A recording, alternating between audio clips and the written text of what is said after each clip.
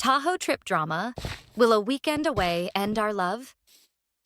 In the bustling college town of Reno, Nevada, where the Sierra Nevada mountains loomed like silent guardians, lived Emily and Jake. They were both 20 years old, high school sweethearts who had been inseparable for 4 years. Their love story began in the hallways of their alma mater, filled with stolen glances, late-night texts, and dreams of a future together. Last year, they took the bold step of moving into a cozy one-bedroom apartment just a stone's throw from their family's homes. It was their little sanctuary, a place where they cooked simple meals, binge-watched shows, and built a life intertwined like vines on a trellis. Emily came from a family that thrived on spontaneity. Her parents, siblings, and extended relatives were the type to decide on a whim that a weekend adventure was in order. Picnics, road trips, or impromptu hikes were their norm, and Emily cherished those moments.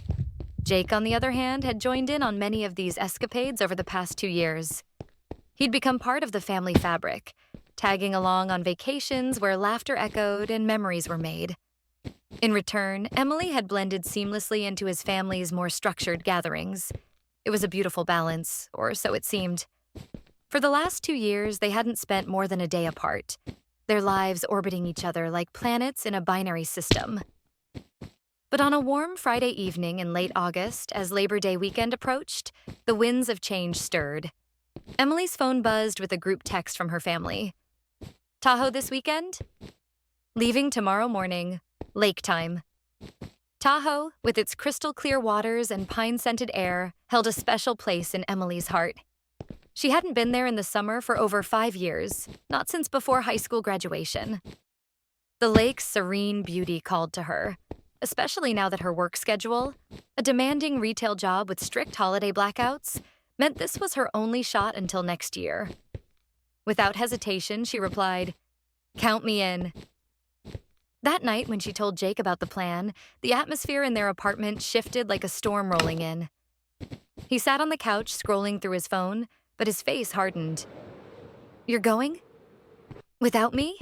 he asked, his voice laced with disbelief. Emily explained the spontaneity, the family tradition, and how it was just a quick getaway. Less than 48 hours. But Jake didn't respond.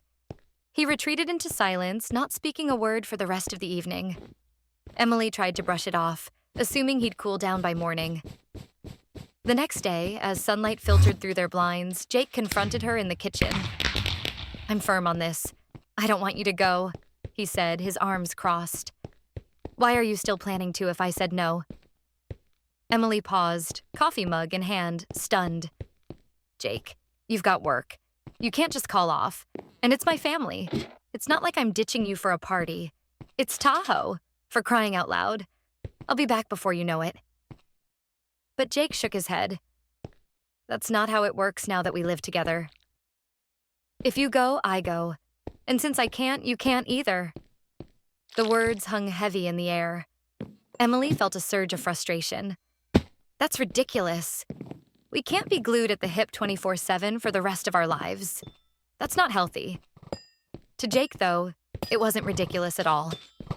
In his mind, their cohabitation meant total unity. No solo adventures, no separations, even brief ones. The argument escalated, voices rising like waves crashing on the shore. Then came the bombshell. "If you go," Jake said quietly, his eyes intense, "I don't know what will happen to us when you come back." Emily's heart skipped a beat. "What? Are you threatening to break up with me over a weekend trip? That's insane." He denied it was a threat, insisting he was just expressing his feelings. But Emily pressed, "So what? You'll pack your stuff and leave? Ignore me for a month?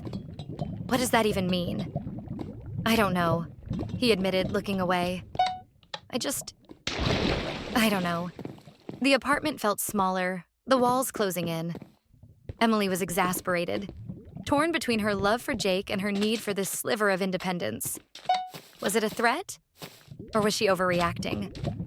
Deep down, she knew it felt manipulative, like an ultimatum disguised as vulnerability. But Jake stood firm, convinced his stance was reasonable. In the end, Emily made her choice. She packed a small bag with swimsuits, snacks, and sunscreen, kissed Jake goodbye despite the tension, and joined her family in the car headed for Tahoe. The drive was filled with chatter and old playlists, the mountains unfolding before them like a promise of freedom. At the lake, Emily dove into the cool water, the sun warming her skin as she floated, weightless. Laughter with her siblings, stories around the campfire.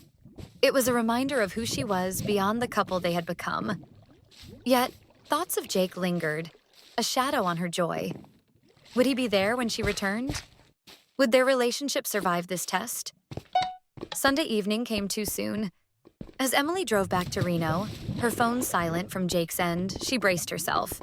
Pulling into the apartment parking lot, she took a deep breath. Whatever awaited inside, she knew one thing. She wouldn't regret reclaiming that piece of herself. Relationships were about trust and growth, not chains. And if Jake couldn't see that, perhaps it was time to rewrite their story.